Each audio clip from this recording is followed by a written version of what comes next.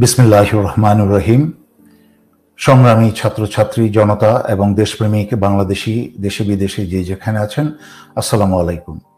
আমি শুরু করতে চাই প্রথমেই ছাত্র ছাত্রী এবং জনতার উদ্দেশ্যে, যারা বাংলাদেশের রক্ত ঝরিয়ে তৃতীয় স্বাধীনতা এনেছেন। কিন্তু আমি যেটা আগে বহুবার ব্যাখ্যা করেছি, স্বাধীনতা শুধু নিয়ে আসাটাই শেষ নয়, স্বাধীনতাকে ধরে রাখতে হবে এবং সেটা দৈনন্দিন প্রতিদিনের কাজ।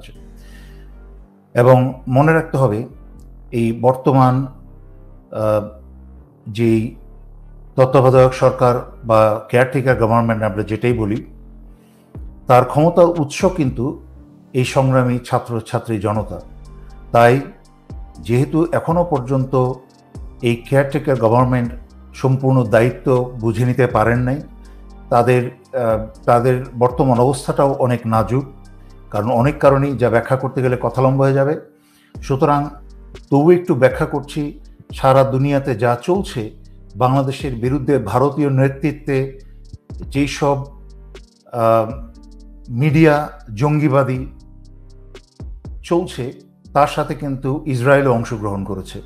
একই সাথে আপনারা জেনেছেন যে স্বৈরাচারী শেখ হাসিনা চোরের মতো ভারতে বসে, দেশদ্রোহী শেখ হাসিনা ভারতে বসে ভারতের সহায়তায় সে বাংলাদেশের এই সন্ত্রাসী লীগকে বলেছে 15ই আগস্ট যেন ঢাকা শহর দখল করে রাস্তায় নেমে আসে। আমরা একই সাথে দেখে যাচ্ছি ষড়যন্ত্রের অংশ, যে বাংলাদেশে যেসব হিন্দুরা দরিদ্র এবং সত্যিকার অর্থে দেশপ্রেমিক, তারা কিন্তু এইসব কাজ করে না। সেই সব স্বৈরাচারী হাসিনা এবং বাংলাদেশের বাংলাদেশের পরে কিন্তু স্বৈরাচারী হাসিনা এবং ভারতের দালালি করে যেসব হিন্দুরা, তারা কিন্তু এখন রাস্তায় নেমে এসেছে মিথ্যা প্রোপাগান্ডা ছড়াতে। তাদেরকে প্রশ্ন করতে হবে যে তারা কে কে আহত হয়েছে বা নিহত হয়েছে, কী ক্ষতি হয়েছে।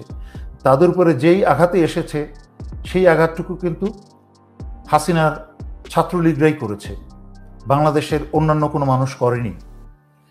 আমাদেরকে অত্যন্ত সাবধান এবং সচেতন থাকতে হবে। সেই সুযোগ নিয়ে কিন্তু বাংলাদেশের অনেক মিডিয়া, যেমন যমুনা টিভি, চ্যানেল 24, ওই একে আজাদের যারা আওয়ামী, এরা কিন্তু ওই চোর জয়ের প্রোপাগান্ডা প্রচারে সাহায্য করছে বাংলাদেশের পরিস্থিতিকে অস্থিতিশীল করার জন্য। এবং তার ফল কিন্তু আমরা দেখতে পাচ্ছি। গোপালগঞ্জে সেই সেনাবাহিনীর উপরে সন্ত্রাসী লীগের আক্রমণ এবং সেনাবাহিনীর গাড়ি এবং অন্যান্য কিছু জিনিস ধ্বংস করা এবং সেনাবাহিনীর সদস্যের উপরে হাত দেওয়ার দুঃসাহস দেখে আমরা এই ষড়যন্ত্রের কিন্তু প্রতিফলন দেখতে পাচ্ছি। এবং মিডিয়াতে, ভারতের মিডিয়াও একটা সুন্দর মিডিয়া, সেটা প্রকাশ করেছে যে কি করে বাংলাদেশের যেসব মুসলমানের হত্যা করা হয়েছে, বা ক্রিকেটার ওই আওয়ামী বদমাশ মাশরাফি, তার বাড়িতে আগুন দিয়েছে, সেগুলোকে দেখিয়েছে তারা মন্দিরে আগুন, বা অন্যান্য যে এইসব প্রোপাগান্ডা চালিয়েছে। এটা ভারত পর্যন্ত কয়েকটা মিডিয়া তারা প্রকাশ করেছে, যেটা আল জাজিরা প্রকাশ করেছে, যে সম্পূর্ণ একটা মিডিয়া জঙ্গিবাদী, যেটা ভারত করছে, তার সাথে ইসরায়েল অংশগ্রহণ করেছে। আর হাসিনাকে যেহেতু ভারত আশ্রয় দিয়ে বাংলাদেশ বিরোধী যুদ্ধ ঘোষণা করেছে, তাই সমগ্র প্রতিটা বাংলাদেশের পবিত্র দায়িত্ব ভারতকে শত্রু হিসেবে বিবেচনা করা। বর্তমানে যে সরকার গঠন করা হয়েছে, এই সরকারের মাঝখানে এনজিও কর্মী বেশি, যাদের কথা বলার কোনো অভিজ্ঞতা নাই এবং তড়িৎ গতিতে সাহসী পদক্ষেপে কোনো কাজ করারও কোনো অভিজ্ঞতা নাই। দুই একজন কথা বলার মতো আছেন এবং তাদের উপরই এটাকে ভরসা করতে হচ্ছে। আমি জানি না কারা এই তত্ত্বাবধায়ক সরকারের যারা সদস্য, কারা নির্বাচন করেছেন, আমার ধারণা নেই। আমার অনেক থিওরি আছে, বাট সেগুলোতে যাব না, সেই সময় নেই। কিন্তু আমি আলহামদুলিল্লাহ সক্ষম হয়েছি তত্ত্বাবধায়ক সরকারের শক্তিশালী সদস্যের সাথে যোগাযোগ করতে, যার কাছে আমরা ভালো কিছু এবং শক্তিশালী কিছু আশা করতে পারছি।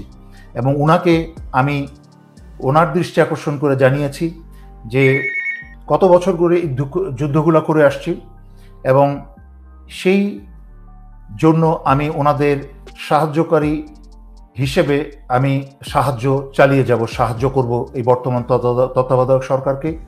যেখানে যেখানে প্রয়োজন ওনাদের দৃষ্টি আকর্ষণ করব, কোথায় হায়েস্ট ইম্পর্টেন্স দেওয়া উচিত, কোথায় এই সরকারের এখনই হাত দেওয়া উচিত।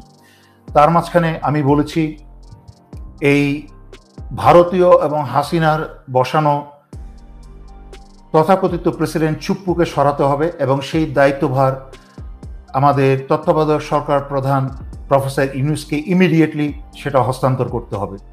দ্বিতীয়ত আমি বলেছি যে সারা পৃথিবীতে হিন্দুদের হত্যাকাণ্ডের যে প্রপাগান্ডা চালানো হচ্ছে, এই প্রপাগান্ডার বিরুদ্ধে আন্তর্জাতিক মিডিয়াতে এসে শক্তিশালীভাবে কথা বলতে হবে।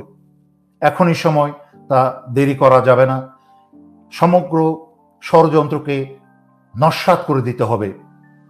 আমি সংগ্রামী ছাত্রছাত্রীর উদ্দেশ্যে বলছি, তোমরা ইতিমধ্যে পৃথিবীতে একটা উদাহরণ সৃষ্টি করেছ যে সচেতন এবং ছাত্রছাত্রী জনতা একটা দেশের স্বাধীনতা এবং অধিকার রক্ষণে, ফিরিয়ে আনতে এবং রক্ষণে কি শক্তিশালী ভূমিকা রাখতে পারে। তোমরা এমন উদাহরণ সৃষ্টি করেছ যে ইতিমধ্যেই তোমরা দেখে হয়তোবা জেনে থাকবে যে পাকিস্তানের স্টুডেন্ট ফেডারেশন তারাও কিন্তু তোমাদেরকে অনুসরণ করে একটা বক্তব্য দিয়েছে যে 30 তারিখের মাঝখানে যদি ইমরান খানকে কারামুক্ত করা না হয় তাহলে তারাও বাংলাদেশের ছাত্রদের মতো সারা দেশে আন্দোলন শুরু করবে। মনে রেখো, তাই তোমাদের ভূমিকা অত্যন্ত গুরুত্বপূর্ণ।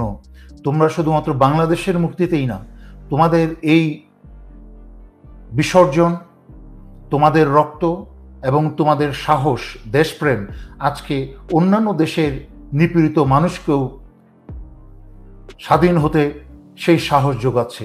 তাই তোমাদের ঘরে ফিরে যাওয়ার কোনো উপায় নেই। তোমাদের প্রতি আমার অনুরোধ থাকবে, তোমরা সারা বাংলাদেশের সকল শহর রাস্তাঘাট কমসে কম আগামী 1 মাস তোমরা দখলে রাখো। গত 15 বছর বাংলাদেশের যেই সকল মানুষ অত্যাচারিত, নির্যাতিত, গুম, খুন এবং হত্যা হয়েছে তাদের বিচারের দাবিতে তোমরা আরও কমসে কম 1 মাস বাংলাদেশের সকল জনপদ তোমরা দখল করে রাখো। তোমরা যখন জনপদ দখল করে রাখবে তখন ভারত এবং স্বৈরাচারী হাসিনার কোনো ষড়যন্ত্র কাজে আসবে না।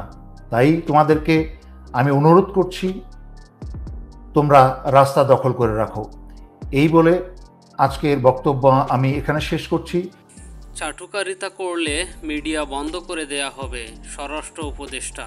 চাটুকারিতা করলে মিডিয়া বন্ধ করে দেয়া হবে বলে হুঁশিয়ারি করলেন অন্তর্বর্তীকালীন সরকারের স্বরাষ্ট্র মন্ত্রণালয়ের উপদেষ্টা ব্রিগেডিয়ার জেনারেল অবসরপ্রাপ্ত এম সাখাওয়াত হোসেন। রোববার দুপুর 12:30টায় রাজারবাগ কেন্দ্রীয় পুলিশ হাসপাতালে আহত পুলিশ সদস্যদের দেখতে এসে তিনি এ মন্তব্য করেন। তিনি বলেন, চাটুকারিতা করলে মিডিয়া বন্ধ করে দেয়া হবে। আমি আপনাদের প্রমিস করছি, যদি মিডিয়া চাটুকারিতা করে তাহলে মিডিয়া বন্ধ করে দেয়া হবে। মিডিয়ার চাটুকারিতাদের ডাকবেন না, মিডিয়ায় চাটুকারিতার হবে না।